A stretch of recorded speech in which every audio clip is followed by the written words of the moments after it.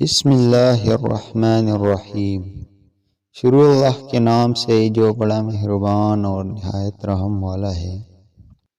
حضرت انس بن مالک رضی اللہ عنہ سے روایت ہے، فرماتے ہیں کہ رسول اللہ صلی اللہ علیہ وآلہ وسلم نے فرمایا، جنت تکلیفوں سے گری ہوئی ہے جبکہ دوزخ نفسانی خواہشات سے گری ہوئی ہے۔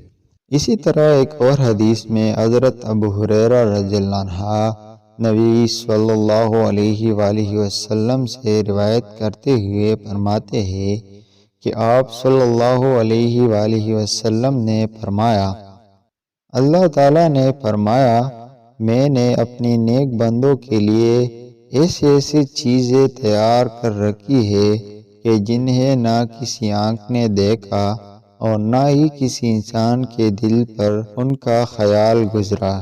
اس کی تصدیق اللہ تعالیٰ کی کتاب میں موجود ہے۔ فَلَا تَعْلَمُ نَفْسٌ مَّا أُخْفِيَ لَهُم مِّن قُرَّةِ أَعْيُنٍ جَزَاءً بِمَا كَانُوا يَعْمَلُونَ۔